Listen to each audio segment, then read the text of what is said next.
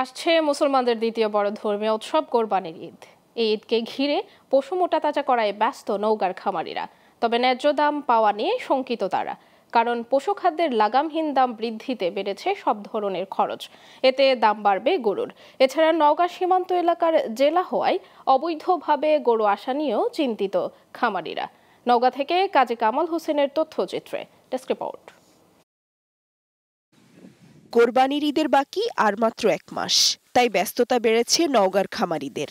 এ জেলায় প্রায় 34,000 খামার ও পরিবার কোনো ক্ষতিকারক রাসায়নিক ছাড়াই প্রাকৃতিক খাবার খাইয়ে পশু মোটাতাজা করছেন। এজন্য এসব পশুদের নিতে হচ্ছে বাড়তি যত্ন।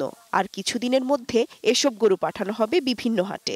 মালিকের দায়িত্ব করে খেলে দিয়েছে, আমরা খেলাই এবং সবাই দেখাশোনা করি।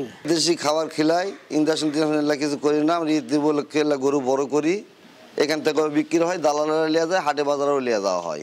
এখান থেকে বিক্রি হয়, হাটেও বিক্রি নিয়ে যাওয়া হয়। খামারিদের দাবি, এবছর পশু খাদ্যের দাম বেড়েছে লাগামহীন। এতে গরু পালনে খরচ বেশি হওয়ায় বিক্রিও করতে হবে বেশি দামে। এছাড়া ন্যায্য দামে গরু বিক্রি করা নিয়েও দুশ্চিন্তা তাদের। আর সীমান্ত দিয়ে প্রতিবেশী দেশ থেকে অবৈধভাবে গরু আনার বিষয়টি নিয়েও চিন্তিত তারা। জিনিসপত্রের দাম গত বছরের তুলনায় এবার দ্বিগুণ, খাদ্যদ্রব্যের দাম বেশি, যার জন্য গরু খামারে পোষা আমাদের এবার খরচের পরিমাণ বেশি। আশা করতেছি গত বছরের তুলনায় এবার দাম যেন বেশি পাওয়া আশা করতেছি। খাবারের দাম অনুসারে বাজারে বিক্রি করতে গেলে আমাদের হয়তো দাম পোষাবে না খাবার অনুসারে। এখন যদি ভারত থেকে যদি গরু না আমদানি করে তাহলে হয়তো কিছু লাভবান হতে পারা যাবে। প্রাণী সম্পদ কর্মকর্তারা বলছেন, চাহিদার চেয়ে বেশি পশু থাকায় ঈদের আগে দেশের বিভিন্ন স্থানে পশু সরবরাহ করা হবে। আর অবৈধ গরু প্রবেশ ঠেকাতে নেওয়া হবে সব ব্যবস্থা।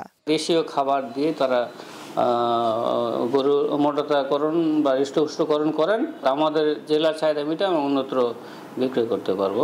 আপনারা দেখছেন অন্যান্য বছরে কিন্তু বিগত কয়েক বছর ধরে সীমান্তে কিন্তু গরু তেমন আসছে না আগের মতো।